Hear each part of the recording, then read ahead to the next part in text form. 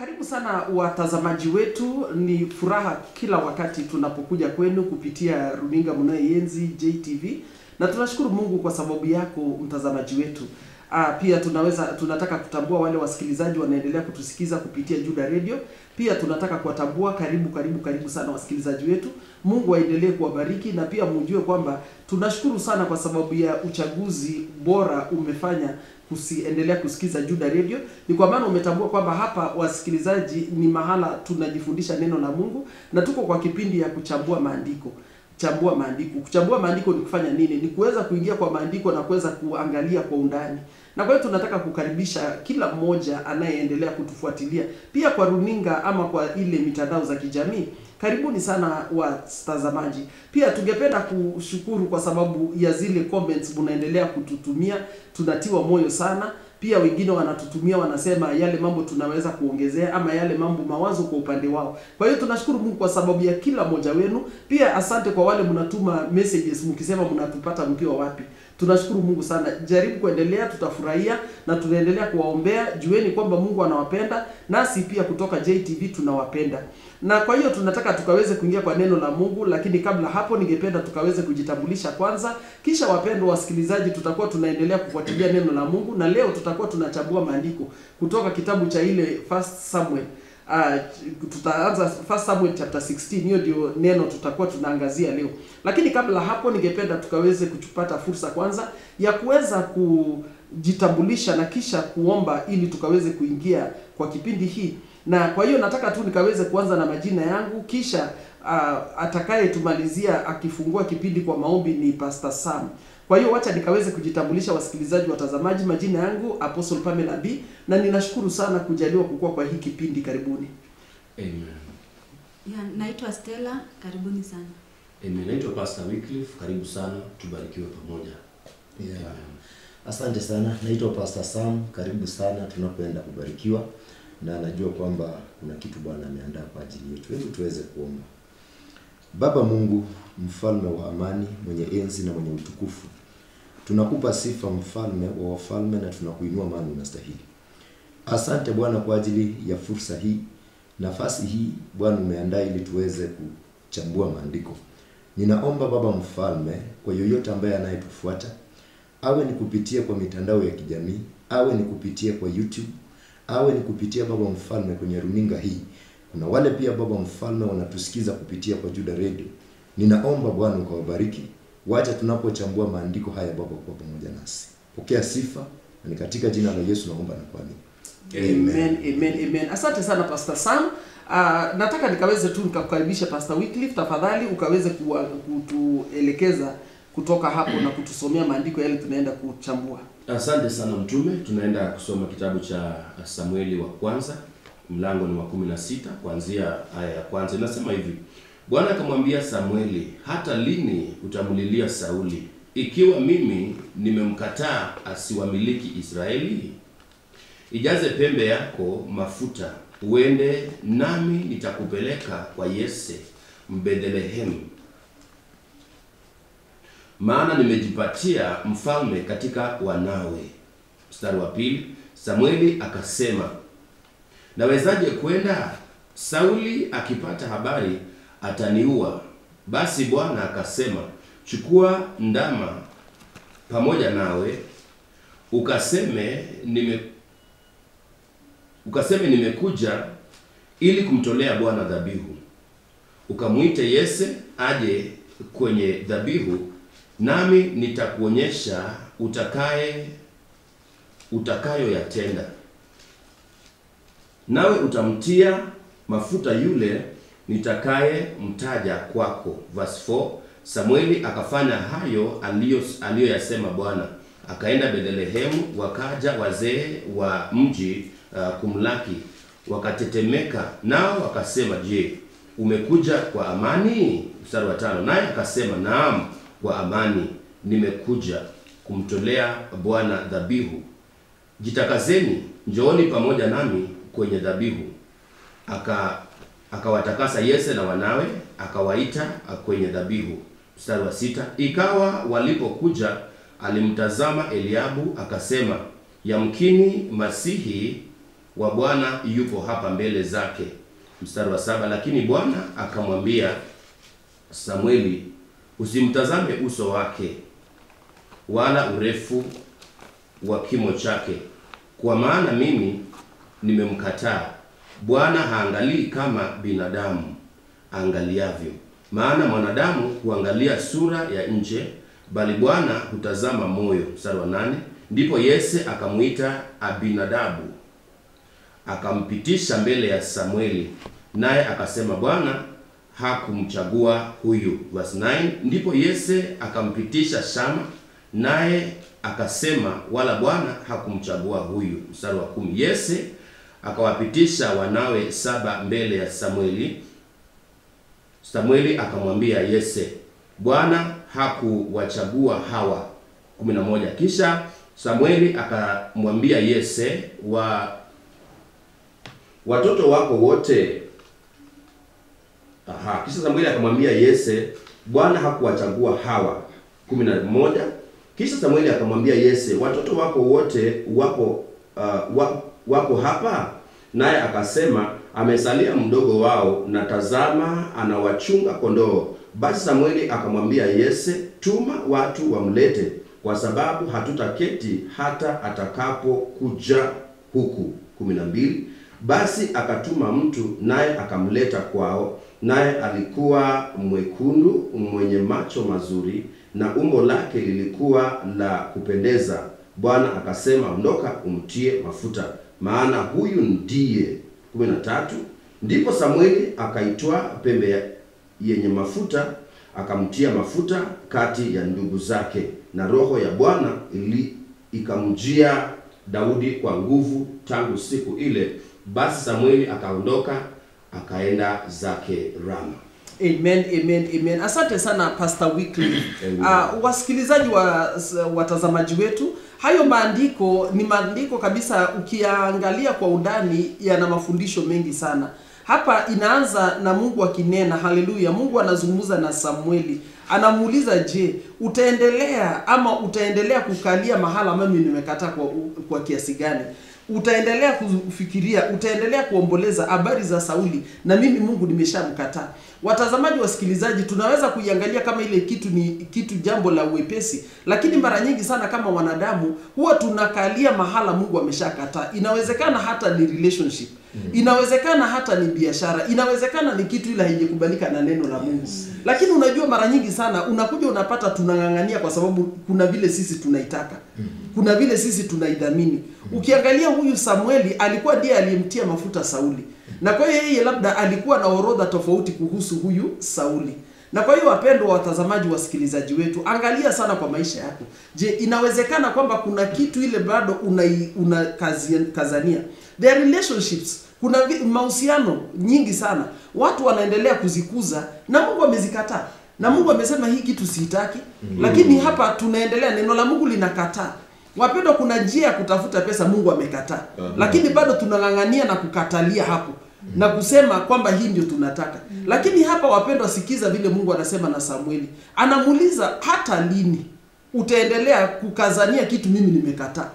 Hiyo inamaanisha Pastor Wycliffe haitakuwa na faida. Ni kweli kabisa. Haitakuwa na faida hata ukiendelea waste time sana kwa kitu ile Mungu amekataa. Na unajua kuna watu wengi sana wanaendeleza vitu ile Mungu ameshakataa. Na wapendwa, utajuaje kitu ile Mungu amekataa? Mungu ananena kwa neno lake. Na ametutolea sheria zake na vile vitu zimekubalika mbele yake. Na kwa hiyo jua kwamba huyu Sauli alikuwa ni chaguo ya wanadamu. Hakukuwa chaguo ya Mungu. Ilikuwa ni wazo la wanadamu, na tena ilikuwa mtu wanadamu walimtamani. Kwa hiyo jua kwamba zile vitu watu wanadamu wanaweza kuziendeleza ama kuzitamani, haimaanishi kwamba Mungu ndiye amechagua zile vitu. Mara nyingi sana vitu zinazobebwa na mwili, Stella, vitu zile mwili inatamani, vitu zile ina oscillate towards the flesh, ni za benefit ya mwili. Na maandiko inasema kile kimezaliwa kwa roho ni roho, na kile kimezaliwa kwa mwili ni mwili. Na kwa hiyo ukiangalia huyu Sauli alikuwa analete afueni ama anaonekana kulete furaha kwa wana wa Israeli sio kwa sababu walikuwa wanamwabudu Mungu. Ni kwa sababu walikuwa wanataka kufananishwa na wafalme wengine wa mataifa wengine. Walitaka kuonekana kama wao wamebobea kama manchi zingine. Kwa hiyo hao walikuwa kwa masafa za mwili. They were not in the element of the spirit. Walikuwa kwa masafa za mwili. Najua kwamba msikilizaji, mtazamaji, ikiwa kwako wewe yale vitu inachangia ile kitu unafanya ni kufurahisha wanadamu na ukaweze kuboreshwa katikati ya wanadamu, jua mara nyingi sana lile jambo linaweza kukua mbali sana na Mungu. Na ndio unaona sasa Mungu anaongea na Samueli, anamuuliza hata lini? Hata lini Samueli? Yaani hii ni jambo unapaswa kuijua. Na hii ni hali unapaswa kujua kwamba mimi sio mwanzilishi ya hii maneno. Mimi sio mwanzilishi ya huyu Samueli na ya Sauli. Si mimi nilimchagua. Alikuwa chagua ya wanadamu. Na ujue kwamba Stella, kuna fikanga mwisho ya chagua ya wanadamu. Kuna fikanga mahali inakatika na inaharibika. Jua mwisho wake haitakuwa mwisho mzuri, Pastor Sam. Unaona sasa mahali ilishia. Na kuna relationships kama hizi nyingi sana. Ziko relationships, watu wanakuza ma relationship. Sijui wanaita ma side chick, sijui ma sponsor, lakini ukiangalia kitu ile haikuanza, utaona tu vile inaishia tu kwa kuomboleza. Maana ukiangalia Samueli anaomboleza ni kama mauti imefanyika. Na unajua ni hatari sana wakati unaomboleza na Mungu aombolezi. Si shida sana hiyo. Unaona sasa hapa Samueli, nani atakufariji? Samueli alikuwa anaomboleza. Na Mungu aombolezi. Mungu anamwambia hiyo kitu, nishamalizana na hiyo kitu. Nilikataa miaka nyingi iliyopita. Ndio. Na kwa hivyo mara nyingi tunapojaribu kukuza ile kitu ambayo Mungu amekataa, mara nyingi mimi hata hivi tunafanya Mungu akasirike bure. Tunafanya Mungu akasirike kwa kujaribu kuwekelea zile vitu Mungu anasema tumalizane nazo. Neno lake limekataa. Hiyo njia sio ya njia ya Mungu. Na vile unafanya sio mapenzi ya Mungu. Lakini unakazania. Wapendwa, unamalizia pale kwa kuomboleza. Kwa sababu ni Mungu anafanikisha na anabariki kazi ya mikono yetu. Tena ni Mungu anafanikisha hata mahusiano zetu. Wacha Mungu atusaidie tukawe na hii hekima ya kuweza kusikia ile swali, mpaka lini? Wacha ikawe leo siku ile unasema jamii imetosha. Wacha ikafike siku unasema wacha imetosha. Maana ukiangalia hapa kulikuwa na wazo Mungu alikuwa naye, alikuwa anasema Samueli, mimi nimeshainua.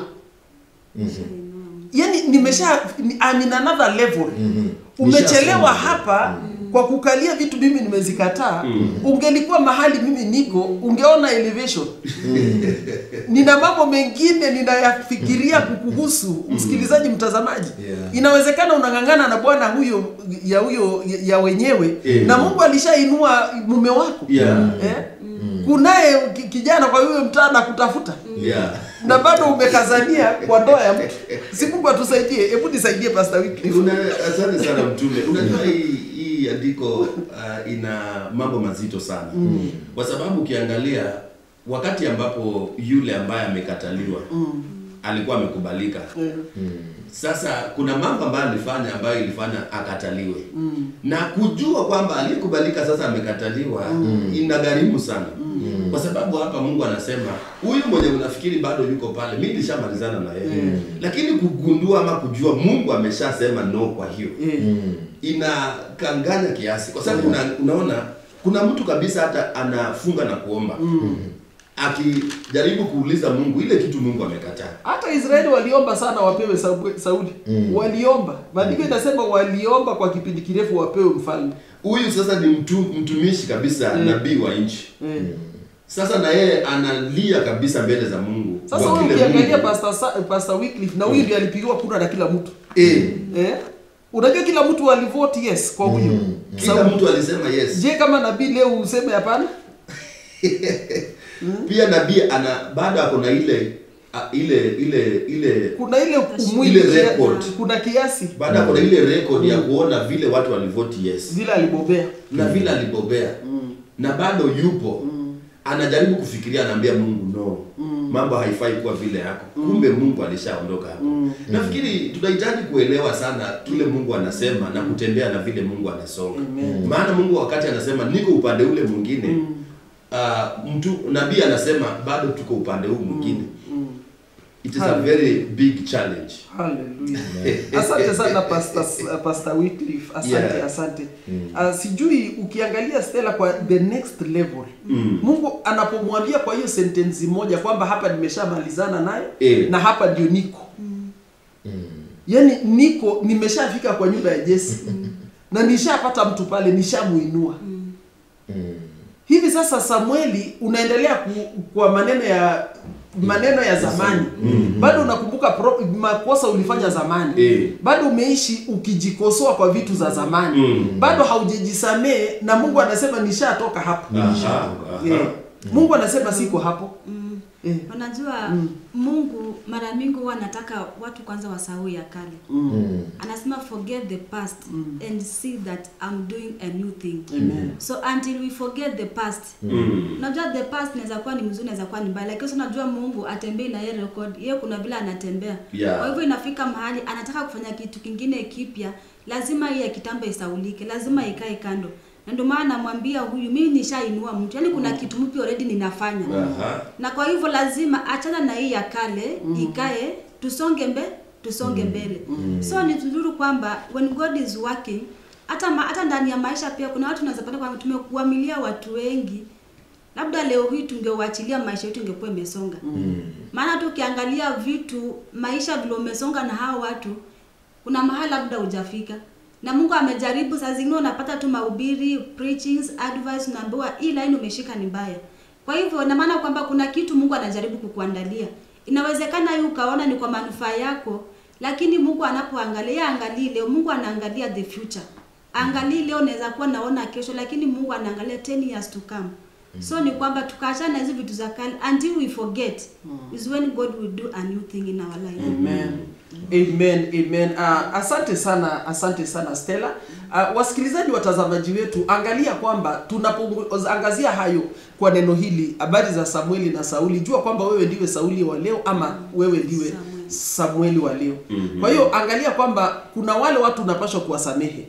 Ingelikuwa Samueli angemsamehe Sauli na aachilie, labda hangeendelea kukalia pale. Lakini aliendelea kukalia mahala akiwa anaamini kwamba kuna kitu kingine kitatendeka pale. Lakini ninaamini kabisa kwamba kuna watu tunapaswa kuwasamehe. Wasikilizaji watazamaji, kuna watu wametukosea hata wakati tuliwaamini. Watia mafuta, wanaweza kuwa ni watu kwa huduma. Inawezekana ni kazi ya Mungu unafanya mahali pale.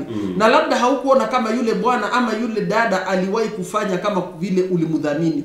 Ukaweza kumwaga mafuta mzima ya flask. Lakini uone ile huduma ikiwa inaonyesha ile ishara ya ile mafuta.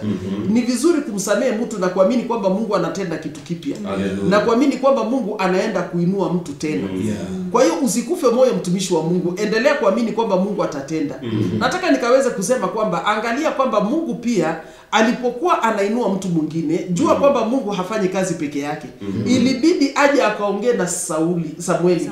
Hakuweza kuinua Jesse, kijana wa Jesse, Daudi bila Samueli. Kwa hiyo unaweza kusema nini hapo Pastor Sam kuhusu umuhimu ya watumishi wa Mungu? Hata kwa Mungu kuinua watu to other levels. Asante sana.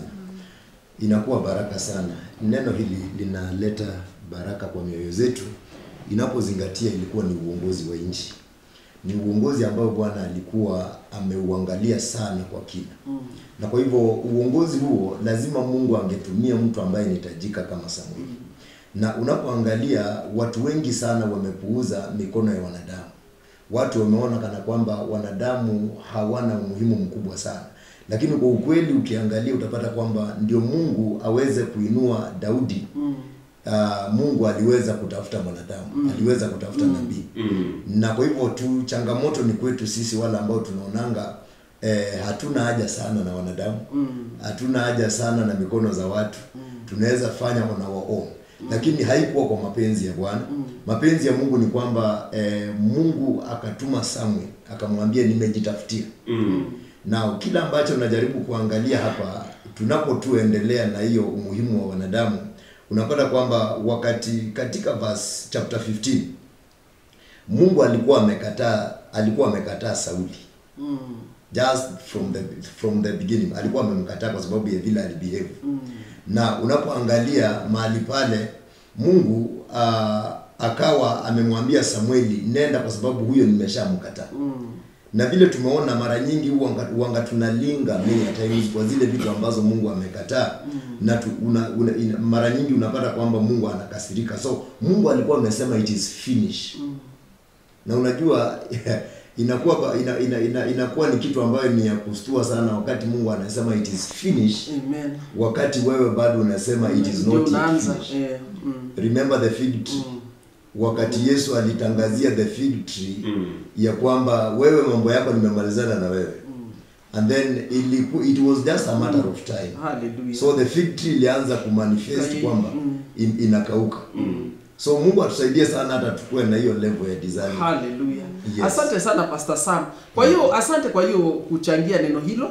Na wasikilizaji watazamaji, tunaangalia kwamba kuna sehemu ya Mungu kwa kila kitu. Yes. Lakini jua kwamba pia Mungu anafanya kazi na watumishi wake. Yes. Na kwa hiyo Mungu amekujalia kukuwa mshirika mahala fulani. Mungu akakusaidia na akainua makuhani. Jaribu kujua kwamba level yako nyingine iko kwa mikono ya makuhani. Yes. Haiko sasa kwa mikono ya Mungu. Kwa sababu japokuwa Mungu alikuwa amemuinua ama alikuwa amemtambua kijana wa Jesse, ilikuwa inabidi Samueli ahusike kwenda kumtia mafuta. Na kwa hiyo nataka nikaweze kusema wewe mtumishi wa Mungu uko pale. Wewe endelea kufanya kazi yako. Mungu anataka ukawainue watu. Mungu anataka ukawaingiza watu kwa level nyingine. Wakaingia kwa masafa mengine kiuchumi. Wakaingia kwa masafa nyingine kimaisha. Kielimu, wabariki watu. Maana unapoendelea kuwanenea mema utapata Mungu akiwainua. Haleluya. Na kwa hiyo jua kwamba Mungu hafanyi kazi peke yake, we are co-workers. We co-work with God. Haleluya. Na kwa hiyo nataka tukaweze kusonga kwa mbele kidogo. Maandiko inatusaidia watu wa Mungu kuona kwamba wakati ule Samueli alipokea ile ujumbe, hakubishana na Mungu. Hakufanyika kama Jona, alienda mahala alipashwa kuenda. Na ninataka kuamini kwamba leo Pastor Wycliffe watu wanahitaji kufanya yale Mungu anawaambia. Kabisa. Watumishi wa Mungu waanze kutii. Hata kama walikuwa wamekalia kambi nyingine watoke. Watoke ufesi. Asante sana mtume. Na labda tu kidogo tu pale ni vizuri kuweza kuelewa kwamba ni vizuri Mungu anataka mkono wake uwe kwa kila kitu. Mkono wa Mungu uwe kwa maisha ya mtu, uwe kwa kazi ya mtu, kwa kila kitu kipya Mungu anampatia mtu. Mungu anataka mkono wake uwe pale. Na vile umesema pale kidogo ni vizuri sana watu kuweza kuelewa kwamba Mungu yuko na akishasema bado atatuma mtu. Akishasema bado atatuma mtu. Kuna watu leo hata wanajenga manyumba mpya, kuna watu leo hata wanaoa, watu leo wanafanya mambo lakini wanataka Mungu peke yake abariki, hakuna mtu anamhitaji. Kwa hivyo naamini kwamba hiyo imeingia vizuri. Na mahali ambapo unasema pale ni vizuri kuhama wakati Mungu amesema tuhame. Wakati nakumbuka wakati Abraham Mungu alikuwa anamwambia sasa ni wakati ngoa hema yako tusonge. Israeli sasa ni wakati Musa ambia watu wangu wangoe hema tusonge. Unaona hakukuwa na ubishi kabisa. Na hapo ukiangalia maandiko Samueli alikuwa na reason ya kusita. Kwa sababu alimwambia Mungu, Sauli akisikia hii maneno ataniua. Hiyo tu ndio hofu yangu peke yake Mungu. Lakini sina sababu nyingine ya kusita. Lakini Mungu akampatia watu tu. Akamwambia basi umesema vizuri, nimeona moyo wako kuna hiari ila tu ni Sauli. Basi fanya hivi. Na mimi nataka kuambia watumishi wa Mungu ni vizuri sana kusonga wakati Mungu amesonga. Maana hapo ndipo kuna baraka. Hapo ndipo kuna ushindi. Hapo ndipo kuenda na majira ya Mungu. Kuna uwezekano una uhakika ya kile Mungu alifanya awali, lakini sasa amesema we are moving.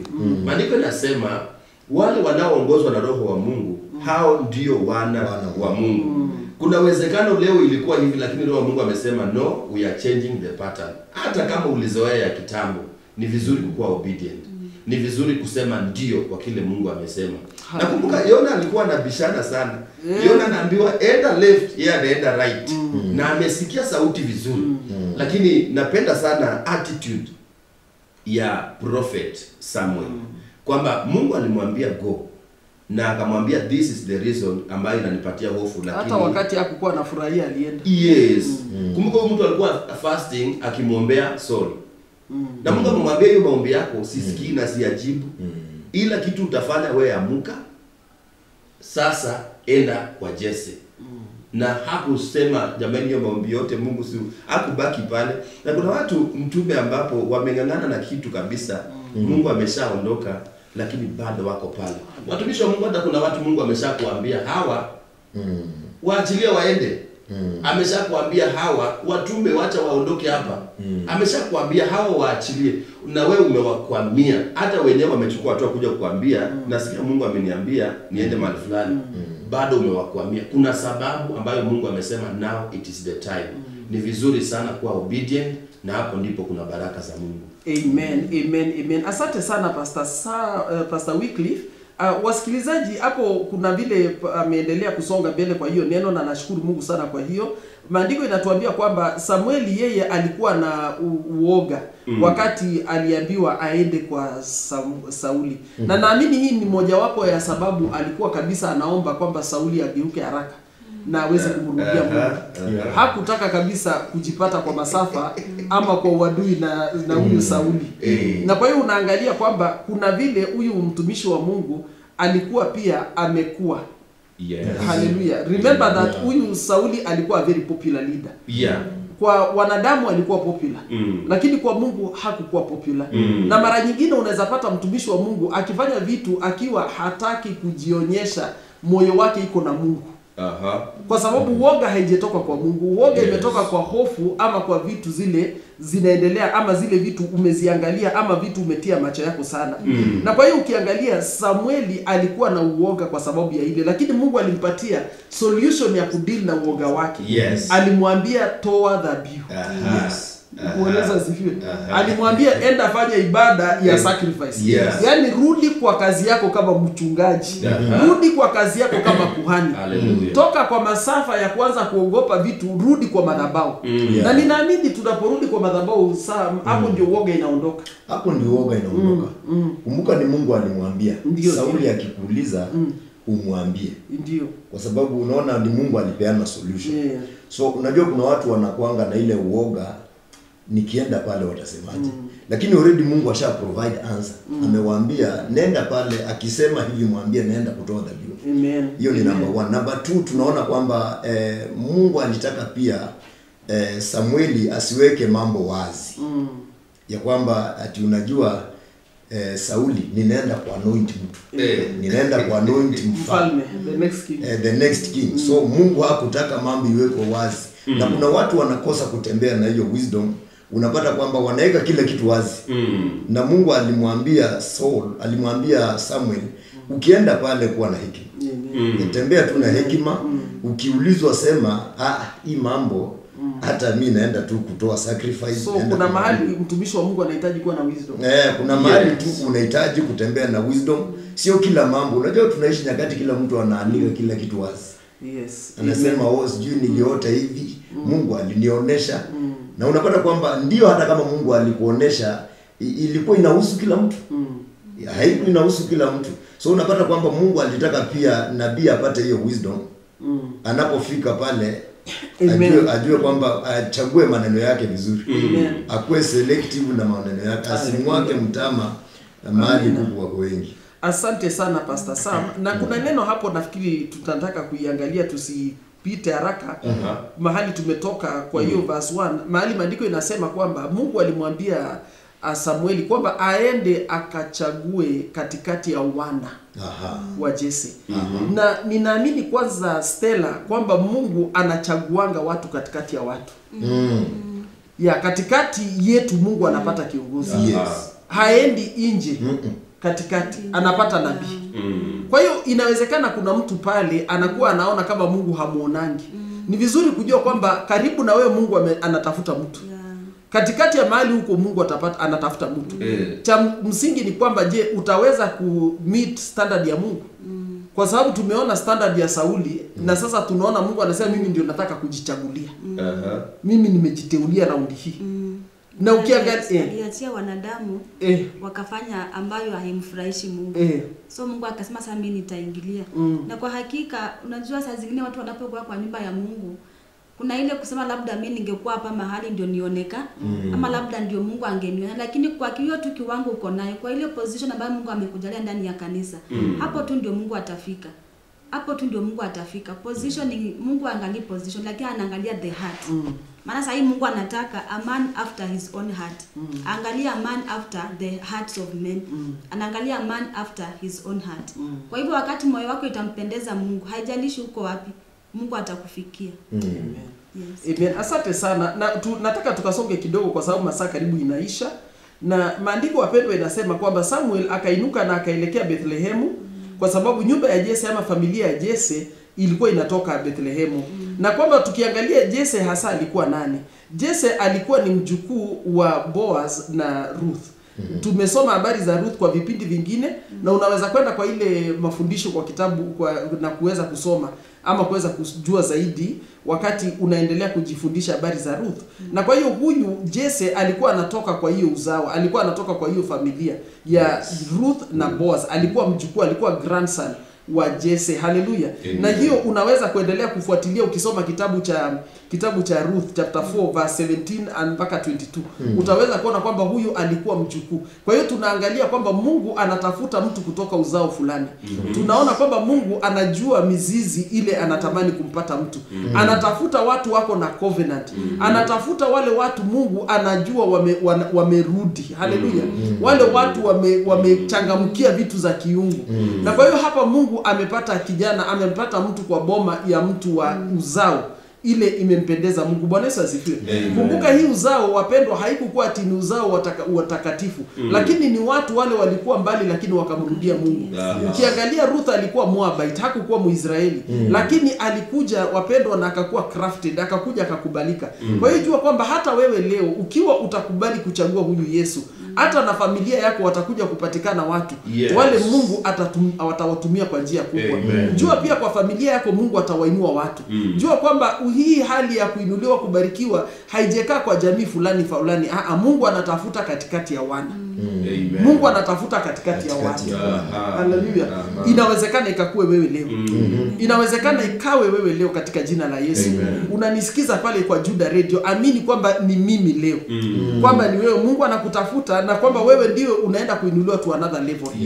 Na kwa hiyo ukiangalia Pastor Wycliffe, maandiko inatuambia alipoenda Bethlehemu akakutana na wale elders kutoka Bethlehem. Na maandiko inasema wakawa na kufadhaika. Maandiko inasema pia walitremble. Na wakamuuliza, je, umekuja kwa amani? Maandiko inasema walifadhaika wapendwa. Wakamuuliza, umekuja kwa amani? Akasema mimi nimekuja kumtolea Mungu dhabihu. Na ukiangalia hasa ni nini inawezekana ilichangia wale wazee ama elders wale wafadhaike. Wapendwa, ukimalizia kitabu cha First Samuel chapter 15 hapo mwisho, ukienda kuangalia hayo 33 ukiendelea mbele, utapata kwamba wakati Sauli hakumuangamiza mfalme wa the Amalekites King Agag, wapendwa, Samueli alikuja. Na Samueli akasema huyo mfalme aletwe hapa. Na wakati ule mfalme aliletwa, maandiko inasema mfalme ule alikuja amefadhaika, ametetemeka, akiwa akisema kwa kweli ninasikia makali ya kifo imefika. Makali ya kifo imefika. Na wapendwa, hakika ile siku huyo mfalme akauawa kwa mikono ya Samueli. Kwa hiyo hapa sasa elders wa Bethlehem walikuwa wanajua Samueli kwa masafa mengine. Walikuwa wanajua huyu akifika huwezi kujua nini inakuja kuharibika. Ni nini Sauli ajefanya kwa hii kijiji. Bwana Yesu asifiwe. Inawezekana anakuja kukosoa hali fulani. Unajua watu wanakaanga na historia. Watu wanakaa na historia wakiwa wanaamini wewe ni nabii wa du. Ama kila ukinena hautanena mazuri kwangu. Ama kila ukikuja kuna vile unaleta taarifa fulani. Wapendwa, ile wakati walianza kufadhaika ni kwa sababu ya historia waliokuwa wanajua kuhusu huyu Samueli. Na wakawa wanajua huyu si mchezo, akikuja lazima kuna kitu atatenda mapenzi ya Mungu. Na mapenzi ya Mungu inaweza kuwa kuhukumu juu ya maisha yetu. Na wakawa wameogopa, wanasema je, ni amani? Ni amani. Na unajua Pastor Wycliffe, sioni watu wakiwa na ile kuogopa watumishi wa Mungu leo. Hauoni watu wakiogopa, hauoni wakiogopa kwamba anaposimama kwa madhabahu anaweza kuangusha neno ile inaweza maana watumishi wa kale walikuwa namna ile. Na mtume, hiyo ni kweli kabisa, kwa sababu Prophet Samuel alikuwa anasikia sauti ya Mungu. Na akisikia sauti ya Mungu, hajali kama watu watakasirika ama watafurahi. Yeye anatekeleza kulingana na sauti ya Mungu vile imemwambia. Na ndio maana alikuwa na different faces. Anatokelezea anasema ni dhabihu. Anatokelezea anasema mlete Agag hapa ni dini na yeye. Na anamuua pale. Sasa nafikiri labda sijui, lakini huenda ikawa ni hofu ya kujali watu watasema nini.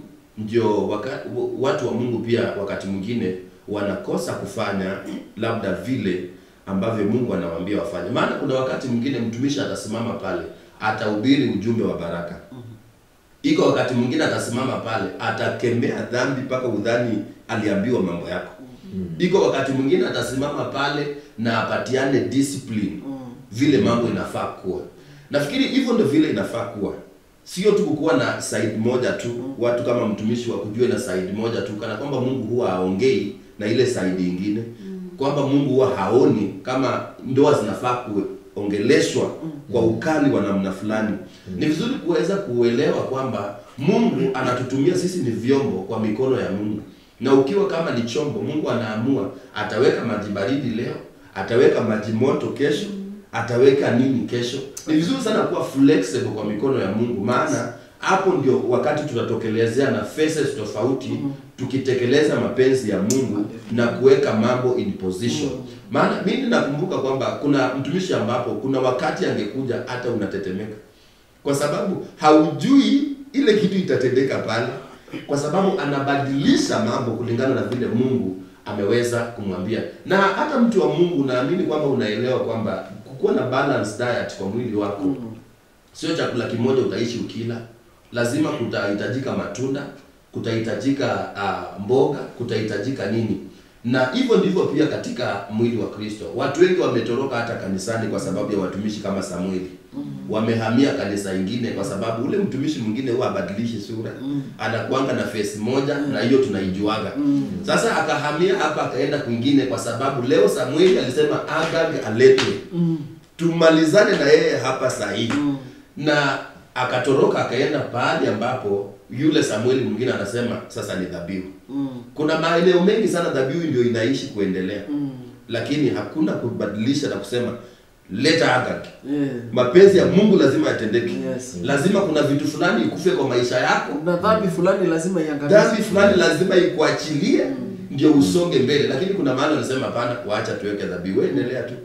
Leta tuendelee na dhabihu. Kwa hivyo ni vizuri sana kufuata vile Roho wa Mungu anaelekeza watumishi, na pia wewe uko pale vizuri sana kusikia na kuangalia kwa makini leo kwa nini Mungu amebadilisha sura yake kwetu kupitia mtumishi na kupokea yaliyo mapenzi ya Mungu. Asante. Labda Stella ungetaka kusema kitu pale kuhusu hayo yale, kuona mtumishi wa Mungu amekuja na watu wamekuwa na uoga kiasi wanataka kutoroka, wanashangaa, wanataka kujua kama ni amani. Sijui wangeambiwa si amani ingekuwaje. Wangesema hakuna ibada, unajua kwa hakika, unajua ni vizuri tumzoee Mungu kwa maeneo yote. Kumjue Mungu. Tumjue Mungu kwa maeneo yote. Maana leo Mungu anaweza leta baraka. Kesho anaweza leta ni kichapo. Kesho anaweza leta ni laana. Na kwa hivyo wakati unajua Mungu kwa hizo viwango zote, wakati neno linaposhuka utasema ati hii si Mungu. Acha nitafute mahali. Maana kuna watu wanajua isipokuwa hivyo hapa si Mungu. Isipokuwa hivi hapa si Mungu. Kwa hivyo tu kwamba Mungu anatembea na sura zote. Yeye anatembea na sura zote. Na yote ni kwa sababu anatujali na anatupenda zaidi. Asante sana Stella. Wasikilizaji, hapa maandiko inasema kwamba Samueli akasema mimi nimekuja kwa amani. Na akasema nimekuja kumtolea Mungu dhabihu. Na akawaambia nendeni mkajitakase kisha muje pia. Na kwa hiyo wapendwa, ukiangalia dhabihu ile alikuwa anakuja kutoa haikukuwa sin offering. A sin offering ilikuwa ni dhabihu inatolewa na ilikuwa sadaka ya kuteketeza. Ilikuwa ni sadaka inaangamizwa na hakuna sehemu ilikuwa inashirikishwa wanadamu. Yote ilikuwa inachomwa. Lakini hapa haikukuwa that type of sacrifice. Ilikuwa a peace offering. Ilikuwa a fellowship offering. Na kwa ile fellowship offering ama ile peace offering, ile nyama ilikuwa inakuliwa na watu. Na kwa hiyo hapa akawakaribisha, akawaambia hapana, hii leo ni karamu Sio vile mlikuwa si vile mlikuwa mnafikiria. Hapa kuna nyama ya choma. Kujeni mradi mkajitakase. Yes. Maana mnajua mahali mmekuwa kwa masengenyo, kuongea juu yangu. Mkiwa mnasema yani endeni kwanza mkajisawazisha mambo na Mungu. Omba msamaha ukuje kwa karamu. Bwana Yesu asifiwe. Unajua hapa Samueli hakuanza ibada ya kusema nataka kuaibisha watu. Lakini aliwapatia nafasi nzuri ya kujipeleka mbele za Mungu na kujiconsecrate. Wajishughulikie, waombe msamaha kwa na wakuje wale nyama. Unaona sasa anaonyesha sura nyingine kwa watu waliokuwa wanamuogopa sana. Na kuwaonyesha kwamba kwanza hii siwaitishi mulete sacrifice. Mimi ndio nimewaletea na ni amani. Na hiyo pia sio kitu ya kawaida kupata siku hizi. Sijui kama umeshasikia mtu akihubiri akisema Samuel ndio alikuja na sacrifice. Ni mimi Samueli nimekuja na sacrifice. Okay, na nabarikiwa sana mtume. Na ukiangalia kweli ibada kama hii ninafurahishwa vile Samueli alielekeza.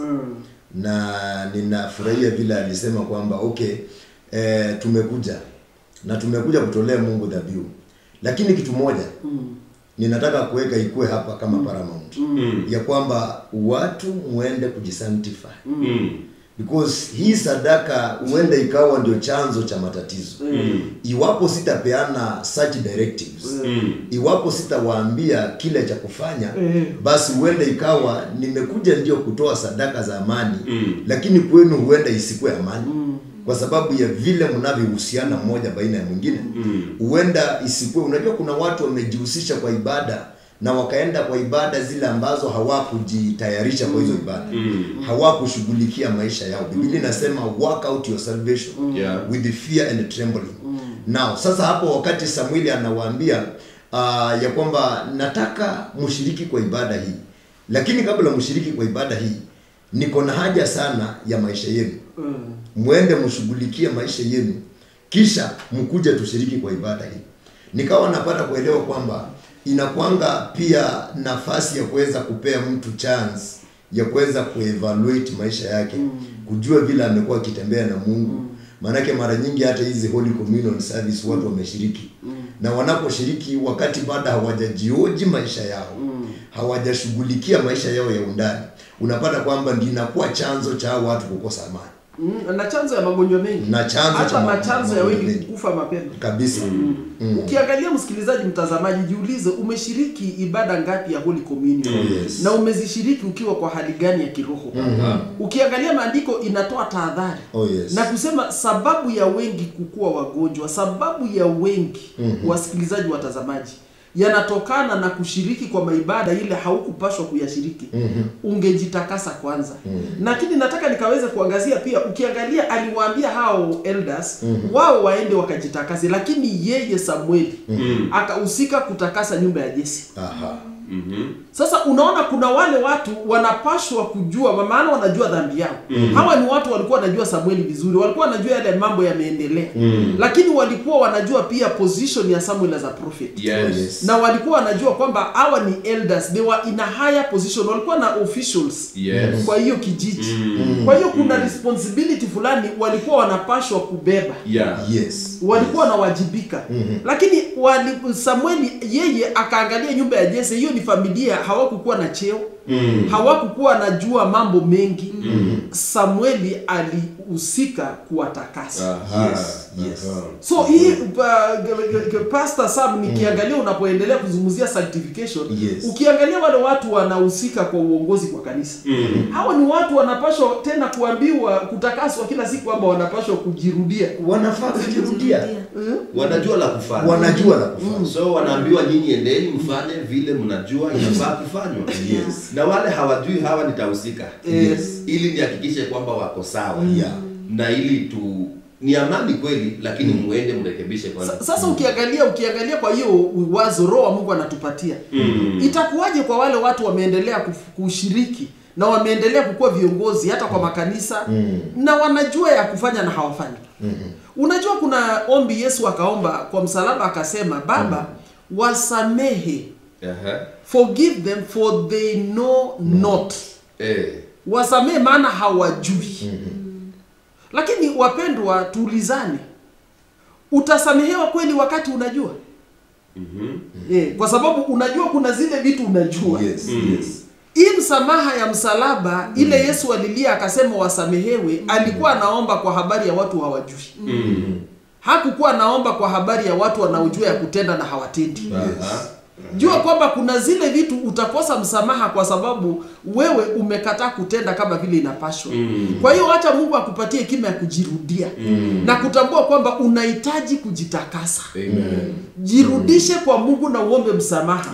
Unajua vizuri kwamba imeandikwa usifanye usherati. Wewe ni mchungaji. Usingoje utakaso utoke kwingine. Ingia kwa nyumba cha ndani. Tubu dhambi yako. Mrudie Mungu, mregelee Mungu kama Daudi. Daudi anarudia Mungu, anasema mimi nimekutenda dhambi peke yako. Kwa hiyo unamuona akililia Mungu. Nathan alikuja na Nathan hakumtakasa Daudi. Alimwambia tu dhambi yake na akaenda. Kisha tunampata Daudi kwa Zaburi 51 anajirudia, akirudia.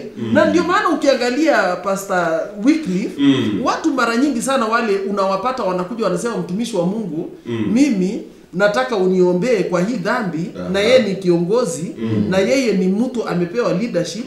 Mara nyingi sana hiyo ni roho ya udanganyifu kabisa. Yes, kabisa. Roho ya kujuta ni roho ya kupiga magoti peke yako. Yes. Na kusikia ile guilt ya ile dhambi imekusukuma mpaka hauitaki. Yes. Yes. Mengine inakuwa PR, mengine inakuwa kusanitize. Unaona mtu kwa sababu imejulikana, anakuja anasema mtumishi wa Mungu nisamee tu ako kadhambi, si kujua, lakini anaisema kwa sababu imejulikana na wengine. Lakini wapendwa, wakati unajua ya kupashwa kufanya, tafadhali jitakase. Na umesema vizuri sana mtume, kwa sababu ya wale watu wanajua jambo la kufanya na hawafanyi. Na pia unaweza pata wengine kwa sababu pia anajua walijua na hajaongea na wao na hawawezi amini kwamba alitubu. Sasa inabidi ajilete kwao waambie basi munitakase, muniombee, nilifanya hii na hii. Kwa sababu wengi labda wanatubu kule na si wengi wanaamini kwamba akitubu kule bila wao kuona basi bado hajasamehewa. Ama kwa mawazo zao pia bado wanajua bado angali na zile tabia. Ndio sababu nafikiri moja kati ya sababu moja ya watu ambao wanakuja kujipresent kwamba basi tu mniombee ili pia na ninyi mawazo yenu yatulie. Lakini vile mtume amesema unajua sasa kuombea ule mtu si utakaso. Ile kujitakasa ni kwenda mbele za Mungu na utubu dhambi yako. Yes. Enda useme umefanya nini, mwambie Mungu na ukamuombe msamaha. Na kisha unapokuja sasa mbele ya ibada ukiomba ubarikiwe, ni kukuja tu mtumishi wa Mungu akubarikishe. Lakini mtumishi wa Mungu hawezi kukutakasa. Maana wewe ni mtu unajua. Yes, very true. Ile kitu nimesema, ile ombi la Yesu aliomba kwa uwazi, akasema wasamehe wasi, kwa maana hawajui. Ametoa sababu ya msamaha ule, maana hawajui. Hawajui watenda. Hawajui. Na ndio maana unaona unakuja unapata Stella, kuna dhambi zimekuwa sugu kwa maisha za watu kwa sababu wamepuuza kujua kwao. Na wakataka kuishi kusema imesemekana nisamee. Unapata mtu kila siku anamwaga maji kwa mlango yako na anasema unakataa kunisamee, nisamee tu. Wewe nisamee tu, lakini kesho yake anaendelea kumwaga. Anaendelea kujua kwamba inakukera ile jambo anafanya. Anaendelea. Lakini anaendelea. Lakini hataki kusimamisha. Sasa unakuja unapata ile dhambi imekuwa kutu. Ndio unaona Ezekiel anasema mitungi zingine ziwekwe kwa moto. Majaribu mengine ziongezwe makali. Kwa sababu hii kutu ya dhambi imezidi. Haiwezi kutoka tu kwa kusafishwa kawaida. Imekolea. Wapendwa, unasamehewa kwa kutojua. Lakini jua kwamba wakati unajua, tafadhali jipeleke mbele za Mungu. Jirekebishe. Jirekebishe, maana tusikae tukisema damu ya Yesu haioshi. Tusiseme damu ya Yesu haisamehi. Jua kwamba inasamehe. Lakini inasamehe mtu yule amejuta kwa dhambi zake. Na kwa wale hawajui, kuhani anasimama na kuachilia toba. Maana hawakukuwa wanajua, wamekuja kwa ufahamu. Na sasa kutoka hapo unapaswa kuishi sasa kama mtu anayejua. Mtume pia tu ni labda nikiongezea kidogo. Ndio. Maandiko inasema kwa nafikiri in Matthew kwamba zamani za ujinga Mungu alijifanya kwamba haoni. Lakini sasa anaamrisha kila mtu atubu. Ina maana sasa mtu ameshagundua. Zamani za ujinga ni wakati wewe huko unajua, si Mungu hakuwa anajua.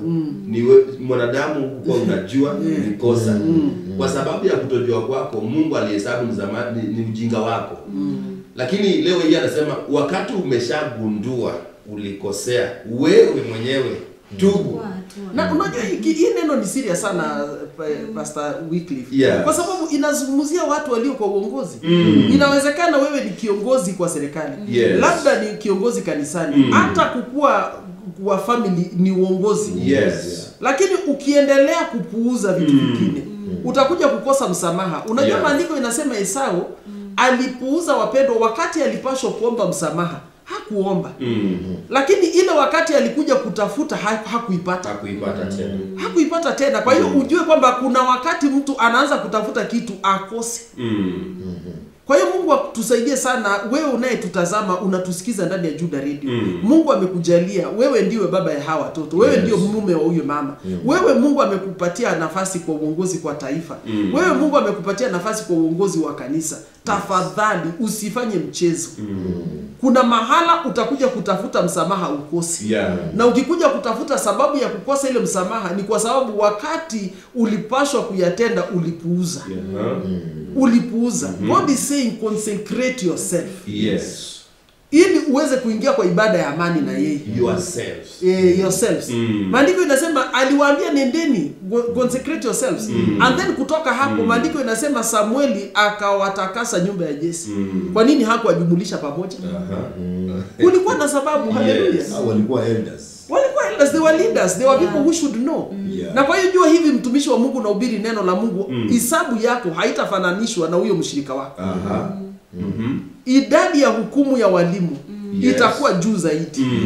Na kwa hiyo jua kwamba unapohubiri, jua kwamba pia unaongeza kilo ya ghadhabu ya Mungu wakati hautendi kulingana na neno lake. So Mungu atusaidie sana.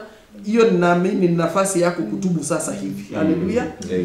Wasikilizaji, watazamaji wetu, tunaendelea kuangazia neno la Mungu kwa kitabu cha Samueli, 1 Samuel ya chapter 16.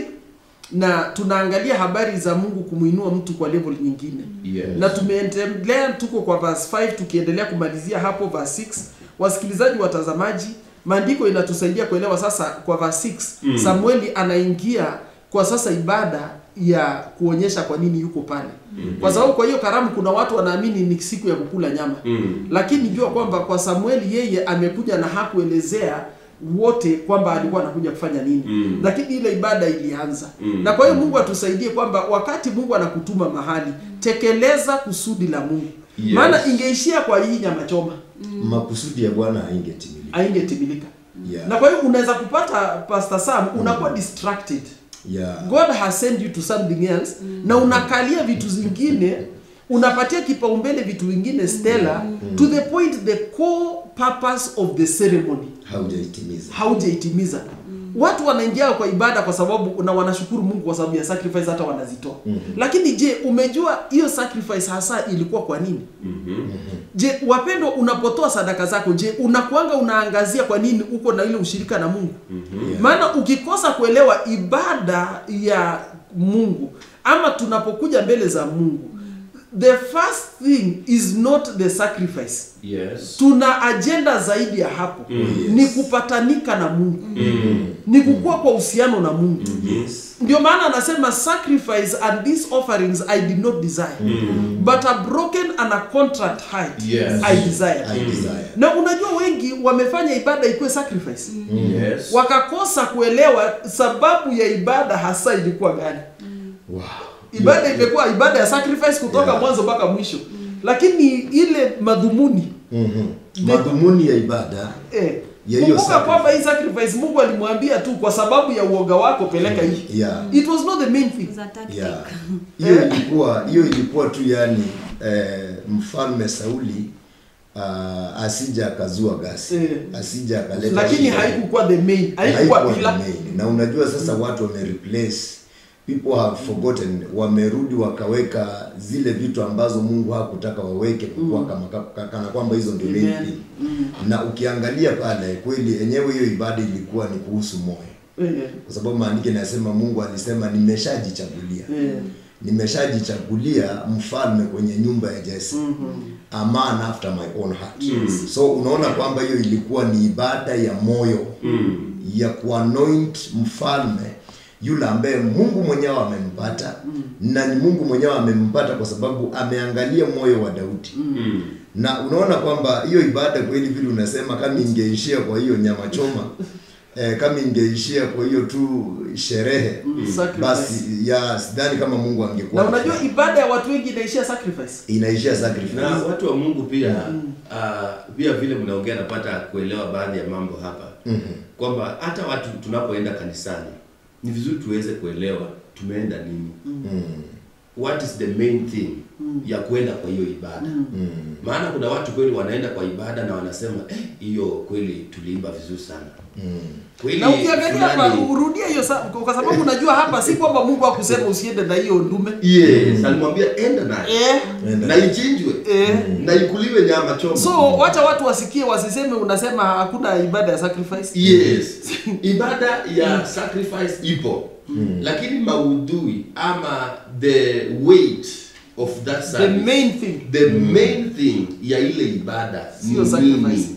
Sacrifice ni muhimu, lakini si ndio the main thing ya ile ibada ilikuwa imekusudiwa pale. Mimi najua kuna watu walitoka hiyo ceremony wakisema leo hiyo nyama ilichomwa vizuri.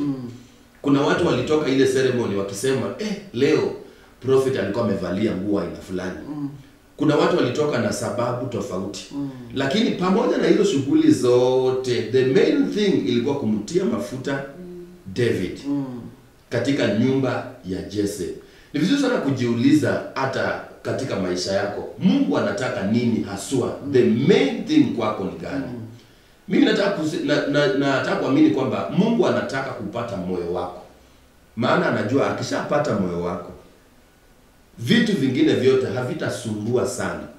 Maana moyo wako, mahali moyo wa mtu upo, ndio mahali vitu zake zipo.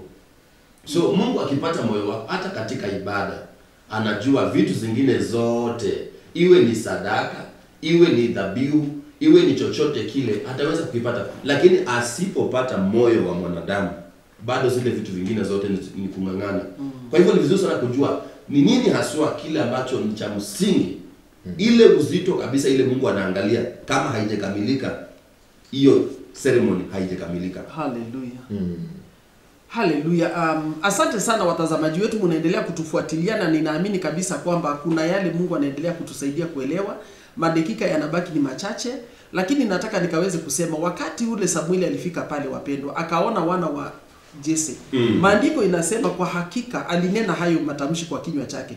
Akasema kwa hakika mpakwa mafuta wa Mungu yu katikati ya hao watu. Hayo yalikuwa matamshi ya Samueli. Alisema hakika. Akasema mpakwa mafuta wa Mungu yu katikati ya hao. Na unajua hakukuwa. Na ukumbuke alikuwa nabii. Wajua neno hili nina wakati umeenda katika hilo kusanyiko, kumbuka kwamba ni Mungu amemwambia nenda, alafu nabii amefika pale. Kila ambacho naona hapa ni kwamba kidogo sana pia Samueli afanye mistake. Ilibakia kidogo tu, kwa sababu unaona yeye ndiye aliyepaka Sauli mafuta. Na Sauli maandiko inazungumza kuhusu kimo chake. Na maandiko pia unaona hapa pia Eliab maandiko inazungumza kuhusu kimo chake. Na kwa hivyo alibaki na historia. Akabaki na historia, akasema yule alikuwa mrefu. Hata huyu pia karibu wanafanana, kwa hivyo ni huyu. So kuna vile huwa tunaweza fanya kidogo sana afanye mistake. Maana ni mwanadamu. Kwa hiyo msikilizaji, mtazamaji, jua kwamba huyo mchungaji wako kuna vile ametumika na Mungu kwa njia kubwa. Lakini kumbuka bado ni mwanadamu. Na Mungu pia inampendeza kuona zile udhaifu ili tukaweze kuelewa kwamba ni mwanadamu. Lakini cha msingi ni lipi? huyu Samueli wapendwa, sio makosa ile alifanya, lakini ile uweza ya kurekebisha ile tatizo. Kwa sababu ukifuata verse 7 aliweza kusikia sauti ya Mungu na kujua kwamba mawazo yake sio kama vile aliwazia. Yale alifikiri sio vile. Mungu mawazo yake iko mbali na yeye. Na akaweza kujirekebisha haraka na kuweza kujua hayuko hapa. Ni kwa sababu ya kutembea na Mungu. Na kwa hiyo jua kama mtumishi wa Mungu, kila unahitaji zaidi ya kutafuta kukua perfect is walk with God. Zaidi ya kutafuta kukua excellent, tafuta kutembea na Mungu zaidi. Ya kwa sababu atakusaidia ama kuongoze kwa kila hatua. Nataka kuongeza kitu Stella hapo. Kwa hakika ninapoona ni vizuri, maana unajua wanadamu tunaangalia vitu mingi. Unaweza angalia mtu ukavutiwa kwa kuimba kwake. Unaweza angalia mtu ukaona vile anaomba. Ndio kuna watu kweli they are intercessors, great intercessors. Na kwa unapomwangalia unaweza sema yenyewe kweli huyu ndiye anaweza kuwa hivyo. Lakini hapo unaona Mungu anamwambia si hivyo vile unaona. Mimi siangalii hizo vitu zote. But mimi ninaangalia moyo wa mwanadamu. Kando na hii yote wanafanya. What is inside their hearts? What is their motive? So wanaweza fanya hizo mambo yote kweli kwa macho yako ikakupendeza ikakuvutia. Ukaona kwamba wanafanya tamanio la Mungu. Lakini mimi ninapoangalia ninaona zaidi ya vile unaona. Na kwa hivyo ndio uone zaidi ya vile Mungu anaona, lazima utembee na yeye. Ndio akuelekeze uone vile Mungu anataka. Zaidi kuliko na macho yako. Amen. Na pia mtume tu labda nikiongezea kidogo, Mungu alikuwa anamkumbusha Prophet Samuel kwamba wewe bado ni mwanadamu. Hata kama bado nimekuaminia hiyo kazi, bado wewe ni mwanadamu. Kabisa. Na ndio hapa namwambia mimi sasa Mungu nataka uelewe tena kwa kiwango kingine kwamba huwa siangalii kama wanadamu ukiwemo. Mimi ninaangalia zaidi ya kile kinachoonekana. So ni vizuri pia watumishi wa Mungu tuweze kuelewa, pamoja na kuwa na ile accuracy, hata kama you're the anointed man of God. Yes, pamoja na kuwa na ile accuracy kwamba ukisema jambo inatendeka, bado kumbuka wewe ni mwanadamu. Kwamba wewe ni mwanadamu. Ishi kumtegemea Mungu na kutamani kutembea na yeye na kutamani kusikia kila anasema kila dakika na kila sekunde. Maana kila alisema jana anaweza badilisha leo. Na kukubali udhaifu wako. Na kukubali udhaifu wako. Unajua kuna watu wengine watumishi wa Mungu pia hata wakubali kama ni wanadamu kwamba pia wanaweza kuwa wagonjwa. Hawakubali zile challenges, hawakubali, wanajiondoka katika kiwango ya wanadamu kabisa. Lakini mimi naona hapa Mungu anamkumbusha mtumishi wake kwamba nimekuaminia kazi, nimekuaminia mafuta, lakini bado kumbuka wewe pia ni mwanadamu. Haleluya. Na kwa hiyo najua masaa zetu zimeenda kabisa, lakini nataka tu tukafanye speed kumalizia mpaka mahali tumesoma kwa haraka. Maandiko wapendwa inasema kwamba vijana ama wale wana wa Jese wote waliletwa mbele za Samueli. Hata wakati ule akajua hapa Mungu haangalii, lakini bado walikuwa presented. Na kwa hiyo jua kwamba Mungu bado atakupatia nafasi yako.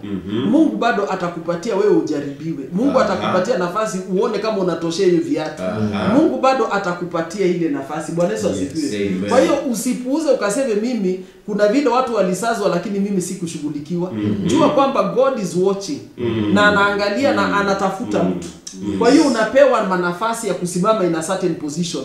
Lakini inatisha sana maana wengi wanaanguka. Hawatoshelei kwa ile kiwamo.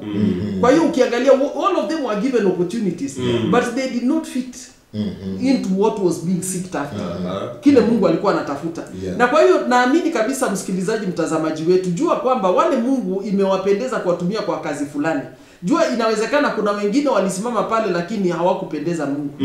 Jua kwamba kuna wengine walipoteza ile opportunities. Kwa hiyo jua kwamba wakati Mungu amempata mtu, tushukuru Mungu kwa sababu ya ule mtu. Kwa sababu kuna wengi hawakutoshea hapo. Lakini imempendeza Mungu ule mtu atoshee pale. Tupenda ndo kurudia hapo. Kuna wengi hawakutoshea hapo. Lakini Mungu amempata mtu. Na huyu mtu ametoshea mahali Mungu anataka.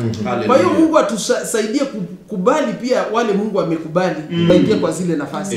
We need to appreciate God and say God thank you for this person. Bana anaweza kuwa hajakamilika lakini is the best God has. Maana hata Daudi hakukuwa perfect. He was still the best that God had and what God wanted. Kumbuka anachagua katikati ya wana wa Jese, anachagua katikati ya wana wa dhaifu. Na kwa hiyo wasikilizaji, watazamaji, Samueli akafika akaona hakuna, lakini bado hakuforce the wrong person. Hakusema ati kwa sababu nimekosa wacha tu nichague Eliab. kwa sababu hakuna mwingine. Angalia, alisema hatuwezi kukaa chini. Yes. Akauliza, je, kuna mwingine? Maana alijua sasa Mungu hawezi kunituma mission bure. Mungu hawezi kuwa amenipatia hii mafuta na kuniambia ipeleke imwage bure.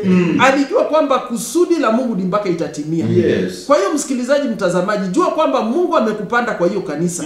Wacha kusudi la Mungu likatekelezwe na likatimie. Jua kwamba haitaambilia patupu. Jua kwamba Mungu hakukutuma kwa hiyo maeneo bure. Jua kwamba mapenzi yake, makusudi yake yatatimia. Hata wakati hauyaoni, hata wakati huyaelewi, hata wakati hayaonekani kama yatafanikiwa. Jua kwamba mapenzi ya Mungu yatatimia. Amen. Haleluya.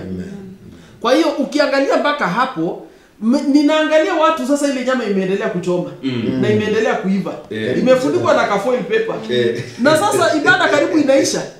Karibu ibada ishe. Kulikuwa na sababu nyingi sana kukata tamaa. Sema kama kumbali tuachane tu na yeye. Tuachane tu na yeye. Wacha kesho iwe siku nyingine, tunaweza kumwanoint kesho. Wange postpone. There was a lot of reasons. Na kuna sababu nyingi sana, msikilizaji, mtazamaji, unaweza kuepusha ama ukajitenge na zile targets na zile purposes ya Mungu kwa maisha yako. Inawezekana umekutana na changamoto, yale mambo unatafuta huyaoni. Inawezekana kuna sababu nyingi sana ya kukata tamaa. Lakini angalia, Samueli hata dakika ya mwisho alibakia na tumaini kwamba Mungu umesema utatenda. Kwamba Mungu umeniita kufanya kazi hii, kwamba hii kazi itatimia mahala hapa. Kwa hiyo kwa kanisa ile, kwa ibada ile kwa nyumba ya Jesse, ingekuwa ibada ikue bila ile kusudi la Mungu kutekelezwa. Lakini nashukuru Mungu, maana mtumishi wa Mungu aliyekuwa pale alikuwa ni Samueli, na alikataa kukata tamaa. Hata wakati haoni wale watu Mungu anataka awaone, yeye aliendelea. Nataka nikasema, msikilizaji, mtazamaji, wewe ni mtumishi wa Mungu. Hata wakati haujaona wapako mafuta, bado unaendeleza ibada na kina Eliab. Bado wale wamekuzingira ni watu wafanyi mapenzi ya Mungu. Usikate tamaa, wanakuja. Wanakuja watakaokutia moyo. Wanakuja watakaoamini ujumbe unaohubiri. Watakuja wale watu Mungu anawatuma kwako. Kuna ma divine connections. Watafanyika msaada kwa hiyo kazi. Watasimama na ile huduma. Kwa hiyo usikate tamaa, mtumishi wa Mungu. Endelea kujua kwamba Mungu hajamalizana. Samueli alisema, mimi siketi na mtu asiketi na hiyo nyama isikuliwe. Tuendelee kuimba. Tuendelee kuimba. Tuendelee kuabudu, tuendelee kuomba. Na wale tuko nao. Na wale tuko nao. Tuendeleze tu ibada na wale tuko nao. Hallelujah. Wapendwa wasikilizaji, na shangaza. Maana sasa huyu naye Jesse alipoulizwa kama ana mtoto mwingine, akasema kuna mwingine. Na nataka uanze kuangalia madharau mahali inaanzia. Hakusema jina. Hakusema kuna David. Alisema kuna nani? Kuna mwingine. Kuna mwingine Kadogo. na tena ni kadogo. Na tena huyo ukumbuke kwamba hajemtamka jina. Na je, sijui kama ukiangalia kwa hii neno, jina la Daudi haijaitwa jina mpaka verse 30. Ndio mara ya kwanza jina yake inatamkwa. Jina lake linatamkwa. Wapendwa, inawezekana watu wakose kukubali jina yako. Hata wakubali yale Mungu anataka kufanya kwa maisha yako. Lakini jua kwamba mpaka utajulikana. Walianza kusema kuna mwingine. Lakini ilifika jina ikajulikana. Ilifika ikasemekana ni nani. Watu wanaweza kutaka kuchanganya destiny ya mtu kwa kukosa kumfafanua kwa usawa. Lakini nataka kusema, maana nasema hayo kwa sababu tunaenda kumalizia, masaa yameisha. Na kwa hiyo ukiangalia kwamba kulikuwa wapendwa na Daudi, lakini hata baba aliyemzaa hakuona kusudi la Mungu kwa maisha yake. Wala hakuona wito uliokuwa ndani ya Daudi. Alisema kuna mwingine. Kumbuka huyu mwingine, ilikuwa ibada ilikuwa inaendelea nyumbani, ilikuwa actually a peace sacrifice. Na ilikuwa inajulikana nyama inakuliwa. Lakini Daudi hakukumbukwa aje akule nyama. Hata hakuitwa aje akule nyama, kuna wageni. Hata hakuambiwa, wapendwa wasikilizaji. Hakuambiwa, na hakuambiwa kwamba kuna chakula ya kukula na ni nyama choma. Na unajua si kila siku watu wanachinjanga hapa weekly. Sio kila siku watu wanachinja. Na cha kushangaza, isingelikuwa ni kusisitiza ya Samueli, ibada ingeisha bila, na alikuwa kwao. Hii ni kwa kina Daudi nyumbani kwa ndugu zake na dada zake. Isingelikuwa Samueli mpakwa mafuta wa Mungu kusisitiza kwamba sikai, maana hakuona watu wakiwa na bidii ya kutaka kumuita. Unajua hata alienda kumuita hakuna mtu alisema ni nani. Jina hata aliyemwendea Daudi hata haijulikani. Yaani ukiangalia, wasikilizaji, watazamaji wetu, kuna wito wakati Mungu anatuita. Mara nyingi sana sio wanadamu wengi wataweza kutambua kwamba utakuwa nani katikati yao. Lakini jua, when your calling is very high, it is shrouded in a lot of disregard na wanadamu. Kwa hiyo nataka tu nikaweze kukaribisha wenzangu tukapeane parting shots hata wakati tuanze Sam, alafu Pastor Wycliffe atatuombea kifunga kipindi. Wow. Nashukuru Bwana, nashukuru Mungu kwa ajili ya maandiko hayo na kwa ajili ya somo hili. Na ninatumai kweli mpendwa mtazamaji na mpendwa msikilizaji umemakinika. Umejua kwamba kuna mambo umeanza kuyazingatia.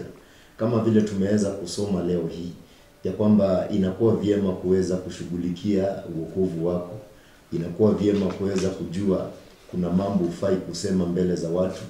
Pia inakuwa vyema kuweza kujua kwamba wakati Mungu amekuahidia, manake ni mafuta tu, ilikuwa ni ibada kuhusu moyo. Kwa hivyo zingatia hayo katika hiyo mahali ambapo Mungu amekujalia kukuwa mshirika. Wewe ni mtumishi wa Bwana, endelea kutumika kwa hiyo madhabahu ukijua kwamba wale watu ambao unatumika nao, ijalishi leo hujapata wale watu ambao ungependa ama ungetamani kwa muda mrefu, endelea kumwamini Bwana kwamba hao watu watakuja in due season or in due time unapoendelea kumtumikia Bwana. God bless you. Bwana watende mema. Naitwa Pastor Sam. Amen. Asante sana wasikilizaji wetu, watazamaji wetu. Tunashukuru Mungu sana kwa kuendelea kuchagua JTV na pia kuchambua neno la Mungu.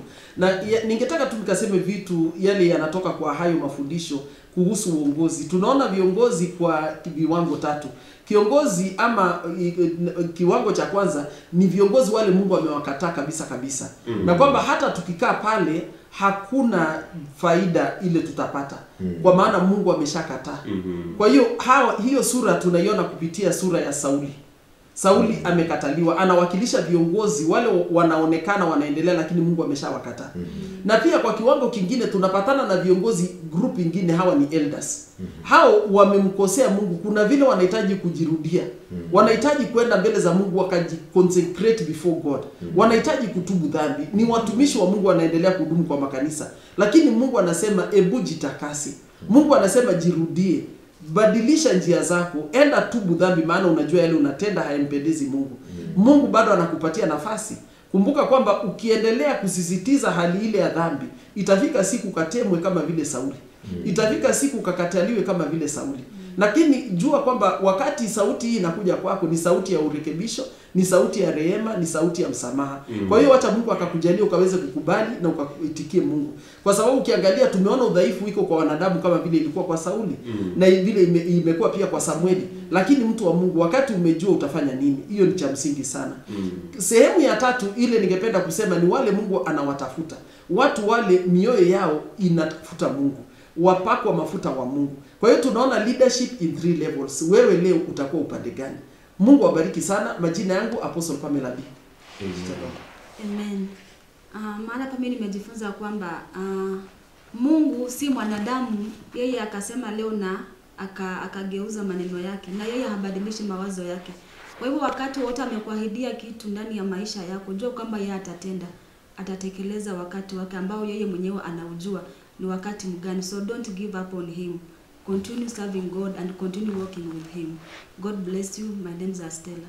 Amen. Asante sana watumishi wa Mungu. Pia tunapenda kusema jambo kabla tumalizie kwa neno la maombi.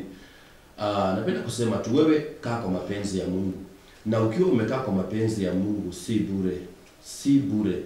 Maana wakati Daudi alikaa kwa mapenzi ya Mungu, hata umri wake ukiwa mdogo, moyo wake ukampendeza Mungu. Mungu alichagua kumtengea nafasi na ile nafasi aliyotengewa hakuna mtu mwingine angeweza kuipokonya. Watu walikuja wengi, ndugu zake walitangulia, lakini nafasi Mungu alikuwa amemtengea hakuna mtu alimpokonya.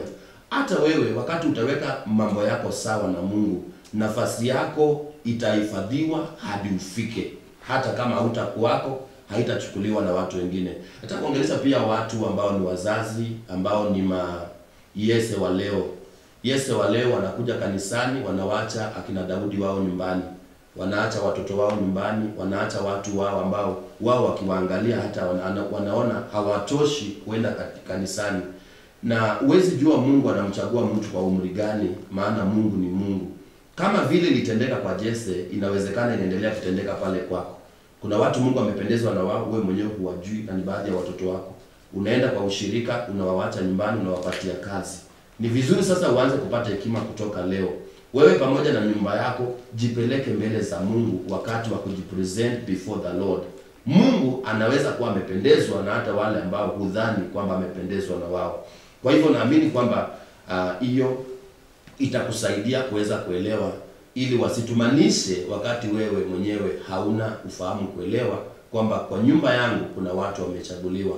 Kuna baba mmoja hakuwahi amini hivyo, lakini wakiwa kwa maombi tu fellowship ya nyumbani, Roho wa Mungu akashuka kwa uzito sana kwa the last born, and the last born was 7 years old. Akashuka kwa uzito sana, na yule mtoto alikuwa msichana, akaprophesy na akasema mambo yote baba alikuwa anayapitia, na akamwambia, Mungu akamuongelesha kupitia huyo mtoto, akamwambia mzee, kuwa na amani, ninashughulikia mambo yako na usiwe na wasiwasi tena. Can you imagine? Wale wakubwa walikuwa pale, lakini Mungu alichagua kuongea kupitia mtoto wa 7 years wakiwa kwa fellowship ya jioni kwa nyumba yao. Kwa hivyo usidharau mtoto wako, hata awe mdogo. Usimpe kazi wakati unaenda kujipeleka mbele za Mungu, mlete pia pamoja nawe. Hebu tuweze kuomba. Tunakushukuru Baba wa mbinguni kwa sababu ya nguvu mpya ambayo umetupatia kupitia neno lako. Tunakushukuru Bwana kwa sababu haya yote ni kwa sababu wewe unatupenda. Na leo hii tunasema ndio Bwana kwa neno lako. Ombi letu ni kwamba Bwana utusaidie kutembea sawa sawa na mapenzi yako. Tumakinishe kwa sauti yako. Mahali huko leo tumakinishe kupajua ni wapi. Kile unasema leo tumakinishe kuijua ni lipi. Na pia tunaomba msaada wa Roho Bwana, tukaweze kutenda na kutembea sawa sawa na mapenzi yako. Wengi tumesalia mahali ulituweka jana, na kumbe leo umesema unabadilisha maneno. Tunaomba sensitivity ya kiroho Bwana, kama watumishi wako tunaomba umakinifu wa kiroho. Tunaomba hekima inayotokana na wewe katika jina la Yesu Kristo. Bwana, kama watu wako pia tunaomba utusaidie kuweka mambo yetu sawa ili tukaweze kutembea pamoja nawe. Ninakushukuru kwa sababu ya Yese wa kizazi hiki. Ninaomba uvuvio mpya katika jina la Yesu, ya kwamba wale umetubariki na watoto Bwana, tujue hata kati ya wao Bwana kuna wale bado umejichagulia, kuna wale bado uko na agenda na maisha yao na kufanyika wa baraka katika jamii. Ninakushukuru Bwana kwa sababu ya neno lako. Asante kwa watumishi wako Bwana tulio nao katika studio zetu. Asante kwa wale wanasikiliza kwa Juda Radio. Asante kwa wale walio katika JTV. Asante kwa wale walio katika mitandao za kijamii zote. Ninaomba ya kwamba asikose hata mmoja atakayepokea sehemu yake kutokana na neno hili. Neema hii kawafikie kila mmoja, ya kwamba kile umeahidi Bwana utaitenda kwa utukufu wa jina lako. Asante maana uko mwaminifu. Tusaidie kujua yaliyo ya maana, yale yaliyo ya msingi unayatafuta hata kuhusiana katika maisha yetu ya kibinafsi, unayatafuta katika maisha yetu ya kiroho, ili tukaweze kupendeza katika safari ya imani kwa utukufu wa jina lako katika nchi ya walio hai. Pokea sifa, pokea na utukufu. Asante Roho Mtakatifu, umetusaidia kujua neno hili na umetufundisha. Naomba ukazidi kutufunulia hata zaidi kwa utukufu wa jina la Baba. Kwa jina la Yesu tunaomba na pia tunashukuru. Amen. Amen. Amen. Asanteni sana watazamaji wetu pia na wasikilizaji wetu. Tunashukuru Mungu sana kwa wewe kuchagua kukua kwa kipindi hii. Hadi wakati mwingine, ni sisi wenu kutoka studios ya JTV team ya kuchambua neno. Mungu awabariki sana. Shalom. Amen.